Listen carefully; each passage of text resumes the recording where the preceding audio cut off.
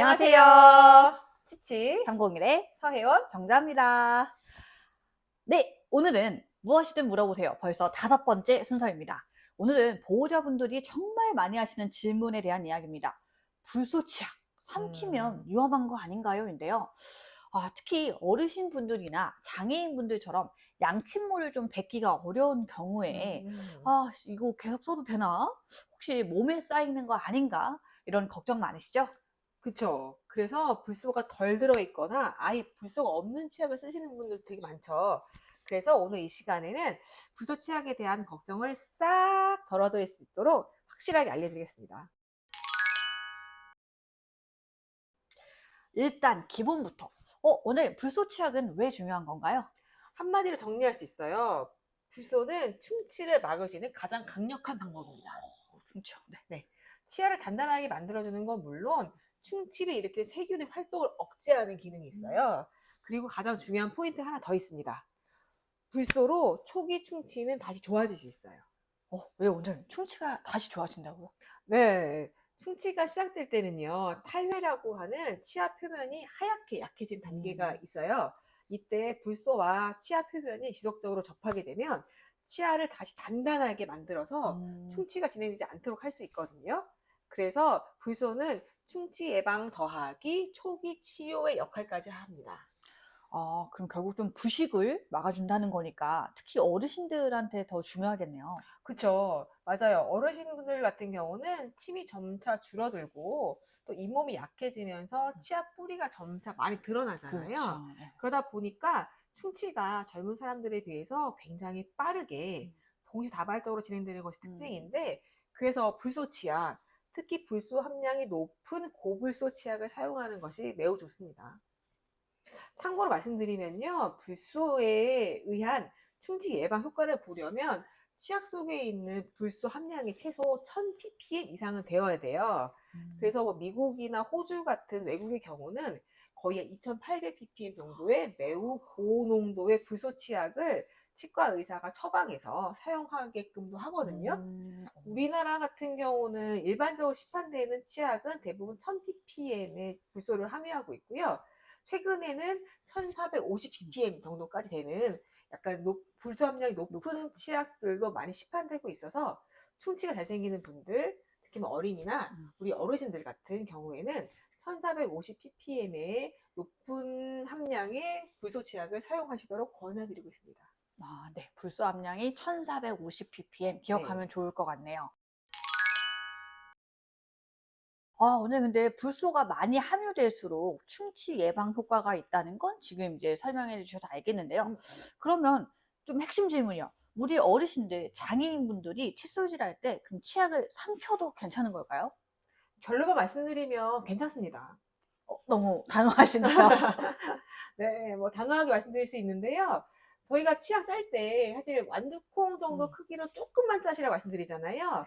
정말 양 자체가 너무 미미해서 정말 불소 때문에 걱정되시어서라면 약간 삼키시는 정도로는 정말 아무런 문제가 없습니다.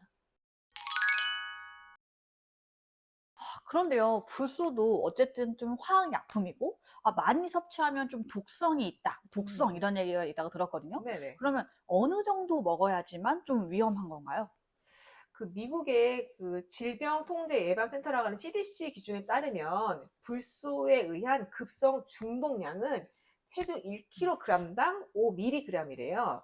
그러니까 보통 저희가 불소 함량이 1450ppm인 치약 100g짜리 한 튜브에는 한 약 145mg 정도의 불소가 들어있고, 치약 한번 짤 때 치약 헤드 길이만큼 한번 쭉 짠다고 하면 한 1g 정도 나온다고 하거든요. 네.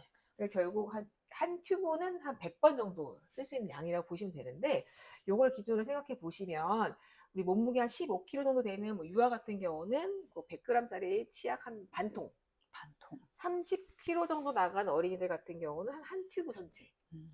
그리고 60kg 정도 나간 성인의 경우는 100g짜리 치약 1450ppm 치약을 한 두 튜브 정도를 한 번에 쭉쭉 그랬을 때 정도 응급치료가 필요한 정도의 급성 불소증을 유발할 수 있는 정도다라고 말씀드릴 수 있습니다. 음.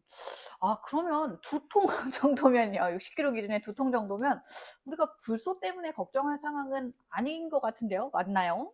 일단 좀 드시면 배가 일단 불러서 못 먹지 않을까. 맛도 없고요. 근데 원장님, 제가 또 어디서 들은 건데, 불소는 우리 몸에 한번 체내에 들어오면 배출이 안 되고, 쌓이고, 그 다음 그래서 뼈와 치아에도 문제를 일으킨다고 하는데, 아닌가요? 약간 오해하고 계시는 분들도 계신데 일단 우리 몸에 들어온 불소의 한 50에서 70% 정도는 거의 즉시 신장을 통해서 배설이 된대요.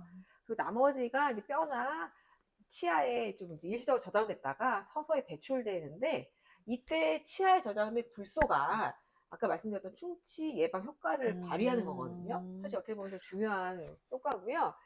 또 물론 근데 장기간 고농도의 불소에 노출될 경우에는 불소증이라고 해서 뼈나 치아에 변형을 유발할 수도 있어요. 하지만 정말 우리가 일반적으로 사용하고 있는 불소 치약 정도로는 절대 생길 수 없는 상황이거든요. 하지만 진짜 걱정해야 될 문제 따로 있습니다. 원장님, 그러면 우리가 진짜 걱정해야 될 건 뭔가요? 사실 불소 자체보다요, 흡인되시는 게 더 위험하죠. 흡인. 제가 잘못 넘어가는 거요. 네. 네. 치약으로 이제 칫솔질 하시고 헹구실 때 치약을 삼키는 것보다 기도로 잘못 넘어가는 것이 훨씬 위험하실 것 같아요.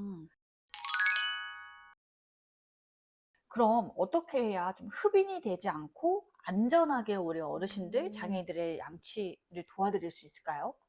네, 핵심은 세 가지인데요. 첫 번째는 치약을 정말 적게 사용하시는 겁니다. 조금. 네. 치약을 짤 때는 칫솔 전체가 다 듬뿍 담게 쭉 짜지 마시고요. 완두 콩알 정도로만 살짝 짜주세요. 그리고 칫솔질 하실 때 칫솔에 물 묻히는 분들 계시잖아요. 물을 많이 묻히면 거품이 너무 많이 나서 당연히 삼키는 양도 좀 생길 수 있기 때문에 칫솔에는 절대 물 묻히지 않기가 중요합니다. 맞아요. 습관적으로 저도 묻히고 있었던 것 같네요. 네. 네. 두 번째는 물도 적게 사용해 주시는 건데요. 헹굼하실 때 특히 우리 흡인 위험이 있는 어르신이나 장애인분들 같은 경우는 헹굼에 사용하는 물 양 자체를 좀 적게 해주시는 게 좋고요. 혹시 물 뱉기 자체가 좀 어려움이 있는 분이라면 억지로 물로 헹굼을 하셔서 삼키게끔 하지 마시고 뭐 거즈나 스펀지 같은 걸 이용해서 칫솔질 이후에 입안 전체를 그냥 닦아주시는 것이 좀 안전할 수 있습니다. 세 번째가 가장 중요한데요. 바로 자세예요. 칫솔질을 해주실 때, 특히 양침을 뱉으실 때 상체를 세우시고 턱을 바짝 당겨서 쉽게 말씀드리면 앞으로 잘 뱉을 수 있는 자세를 만들어 주시는 게 되게 중요합니다. 절대 금지하셔야 될 것이 누워서 양치하시는 거랑요. 네. 그리고 고개를 뒤로 제끼시는 겁니다. 바로 넘어갈 수 있거든요. 네. 그리고 특히 와상 환자분들 같은 경우는 만약에 칫솔질 해주시고 양침을 뱉거나 닦아주실 때 상체를 반드시 세워주시고 고개를 옆으로 해서 칫솔질 해주시는 것이 안전하겠습니다. 정말 상체를 올리실 수 없는 경우라고 하면 누우셔서 고개는 반드시 옆으로 돌려서 흘러나올 수 있게끔 칫솔질을 해주시는 것이 안전하겠습니다. 자세가 진짜 중요하네요. 네. 네. 오늘 너무 좋은 말씀 해주셨는데요. 말씀하신 내용 한 줄 정리 부탁드립니다.